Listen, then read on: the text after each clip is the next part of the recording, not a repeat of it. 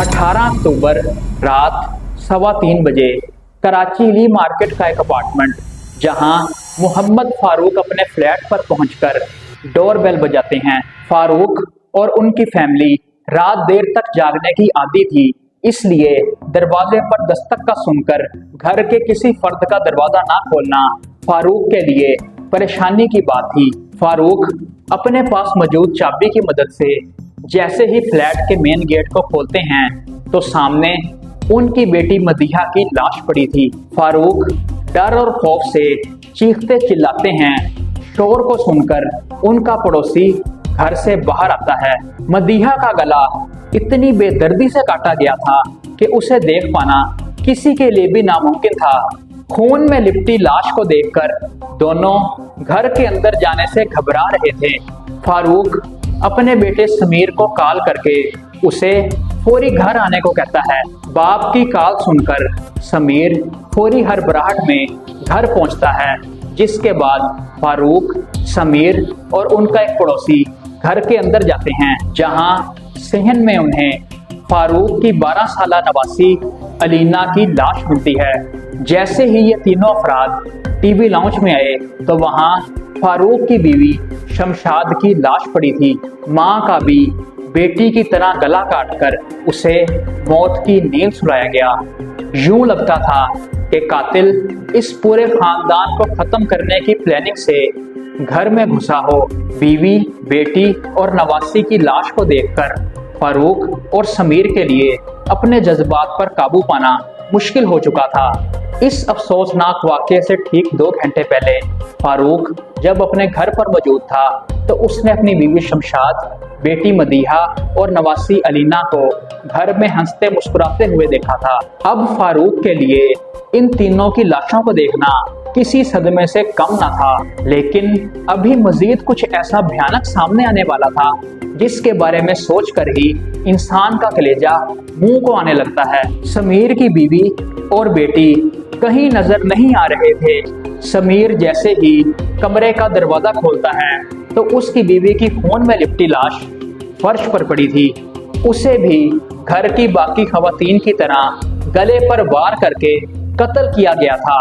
समीर खौफ और दहशत के मारे अभी इस सदमे से निकला भी ना था कि उसे अपनी बेटी की रोने की आवाज सुनाई दी। समीर ने जब बेड के नीचे झांक कर देखा तो उसकी बेटी नाजुक हालत में वहां पड़ी थी। समीर ने वक्त पर पहुंचकर अपनी बेटी की जान बचा ली थी। एक ही घर में 4 खवातीन का यह मर्डर केस मीडिया और सोशल मीडिया पर हाइप क्रिएट कर चुका था। एक रिहायशी इलाके में ऐसे ब्रूटल क्राइम को अंजाम देना कोई सादा बात नहीं थी। इस वारदात के बाद इलाके में रहने वाले लोग खौफ और दहशत का शिकार थे। पुलिस पर कातिल को पकड़ने का शदीद दबाव था। इस पूरी वारदात पर कई ऐसे ठोस सवाल जन्म लेते हैं जिनकी असलियत को जान पाना पुलिस के लिए भी बड़ा चैलेंज था। 18 अक्टूबर की रात 1 से 3:15 बजे के दरमियान फ्लैट में कौन घुसा था?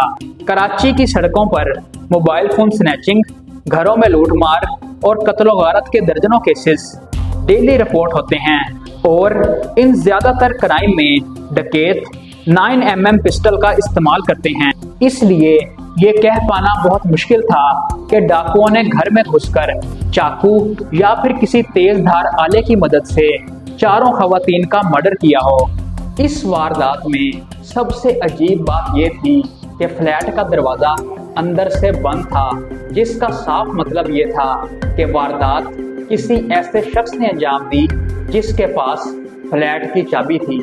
ये बात पुलिस को खटकती है, जिसके बाद पुलिस फैमिली के तमाम करीबी लोगों से इन्वेस्टिगेशन करती है और एक ऐसे काले राज का खुलासा होता है जिसके बारे में ना किसी ने सुना और ना देखा।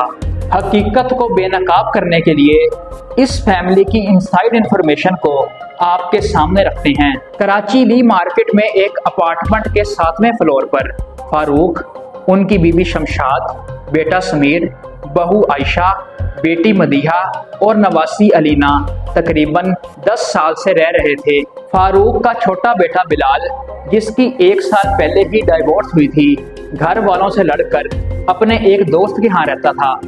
बिलाल को ऐसा लगता था कि उसकी डाइवोर्स करवाने में माँ, बहन और भाभी का हाथ था। इन तीनों ने मिलकर उसका घर खराब किया था।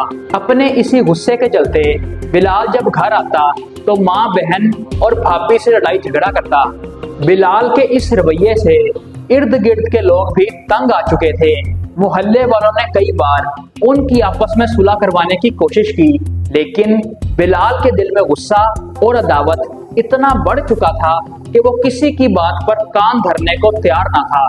बीते कुछ हफ्तों से बिलाल घर वालों पर ये जोर दे रहा था कि वो फ्लैट उसके नाम करें। बिलाल फ्लैट की मांग इसलिए कर रहा था क्योंकि जहां वो दूसरी शादी करना चाहता था, उस लड़की के घर वालों ने ये डिमांड रखी थी कि वो अपनी बेटी का रिश्ता तब बिलाल को देंगे जब बिलाल के पास अपना जाती मकान होगा। जिसके बाद बिलाल अपने घर वालों पर यह जोर दे रहा था कि वो फ्लैट उसके नाम करें, लेकिन बिलाल के पेरेंट्स ने ऐसी कोई भी डिमांड मानने से इनकार कर दिया। जिसके बाद बिलाल ने इस भयानक वारदात की प्लानिंग की। बिलाल ने वारदात से 12 दिन पहले बाजार से एक तेज धार चाकू खरीदा और 18 अक्टूबर की रात 1:30 बजे जब फारूक अपनी बड़ी बेटी को उसके ससुराल छोड़ने गए तो बिलाल ने इंतहाई चालाकी के साथ बड़े भाई समीर को अपनी खराब गाड़ी की मुरम्मत के लिए वर्कशॉप भेजा, ताकि जब वो घर की खवातीन पर हमला करे उस वक्त उसे रोकने वाला घर पर कोई शख्स मौजूद ना हो। बिलाल अपनी पॉकेट में चाकू को छुपाकर रात के अंधेरे में फ्लैट पर गया और चाबी से फ्लैट का दरवाजा खोला। कुछ दिन तक घर से बाहर रहने की वजह से बिलाल की बहन मदीहा इस बात पर परेशान थी कि बिलाल आधी रात को घर क्यों आया था। इससे पहले कि वो बेचारी कुछ बोल पाती, बिलाल ने उसके गले पर चाकू का वार करके उसे कत्ल कर दिया।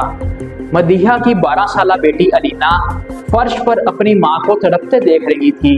बिलाल ने अलीना, जो के रिश्ते में उसकी भांजी लगती थी, चाकू के वार से मौत की नींद सुला दिया। जिसके बाद ये खूंखार दरिंदा टीवी लाउंज में जाता है, जहां उसकी मां सोफे पर बैठी थी। बेटे के हाथ में चाकू को देखकर मां चीखती चिल्लाती है और अपनी जान बचाने की कोशिश करती है, लेकिन बिलाल ने चाकू की मदद से अपनी मां का गला भी काट दिया। कमरे में मौजूद बिलाल की भाभी ने इस क़यामत खेज मंजर को देखकर फौरी अपनी बेटी को बेड के नीचे छुपा दिया। मां को ठिकाने लगाने के बाद बिलाल अपनी भाभी पर लपकता है। आयशा अपनी पूरी ताकत के साथ बिलाल को खुद से दूर रखने की कोशिश करती है, लेकिन आखिर में वो भी इस क्रिमिनल के हाथों मारी गई। चारों खवातीन का ऐसा ब्रूटल मर्डर ये शो कर रहा था कि खूनी, गुस्से और इंतकाम से भरा हुआ था। फारूक के बड़े बेटे समीर ने पुलिस को बताया कि जब 18 अक्टूबर को घर में यह वारदात पेश आई, उस वक्त घर में खवातीन के साथ उसका भाई बिलाल भी मौजूद था। पुलिस ने जब बिलाल को थाने बुलाकर उससे तफ्तीश की तो एक बात बहुत इंटरेस्टिंग थी। बिलाल अपने दोनों हाथों को पॉकेट्स में छुपाए हुए था। जब पुलिस ने बिलाल को अपने दोनों हाथ पॉकेट से बाहर निकालने का कहा तो बिलाल पुलिस की अटेंशन डाइवर्ट करने लगा। एक पुलिस एहलकार ने जब बिलाल के दोनों हाथों को चेक किया तो उसके हाथों पर जख्म के निशान थे। पुलिस ये बात जान चुकी थी कि बिलाल को ये जख्म किसी तेज धार चाकू से लगे थे। अब पुलिस का शक यकीन में बदल चुका था। बिलाल ही घर की चारों खवातीन का कातिल था। बिलाल ने ऐसा मानने से इनकार कर दिया, लेकिन जब पुलिस अपनी आई पर आ जाए तो बड़े बड़े क्रिमिनल्स बोलने लगते हैं।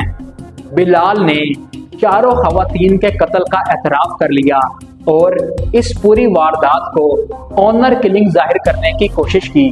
बिलाल ने पुलिस को बताया कि उसकी बहन और भाभी दोनों करैक्टरलेस थी। पुलिस के चुभते सवालात के आगे बिलाल किसी भी झूठ का सहारा नहीं ले सकता था और आखिरकार उसे सच्चाई का एतराफ करना पड़ा। बिलाल ने ये बात एडमिट की कि उसने पूरी वारदात सिर्फ इसलिए अंजाम दी कि माँ, भाभी और बहन के कत्ल के बाद वो बाप से पूरी जायदाद अपने नाम करवा सके। इस केस की इन्वेस्टिगेशन मुकम्मल हो चुकी है, जिसके बाद इस बात की उम्मीद है कि बिलाल को 302 के तहत मौत की सजा सुनाई जाएगी। लेकिन इस पूरे केस में एक ऐसा पॉइंट जिसे मुकम्मल तौर पर इग्नोर किया गया है वो है ऑनर किलिंग, यानी गैरत के नाम पे कत्ल।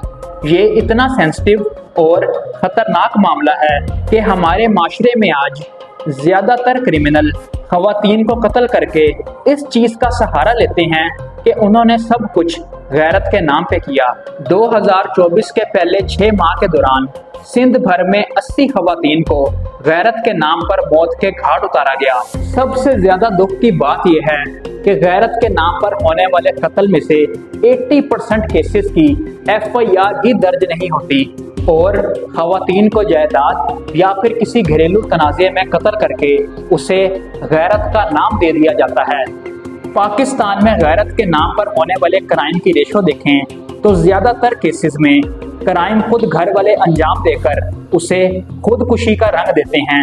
अगर आप किसी भी क्राइम केस की इंफॉर्मेशन हम तक पहुंचाना चाहते हैं तो हमारे ईमेल एड्रेस whoisevil51@gmail.com पर हमसे राब्ता करें। अगर आपको ये वीडियो पसंद आई हो तो इस वीडियो को लाइक करें और हमारे चैनल Who's Evil को सब्सक्राइब करें।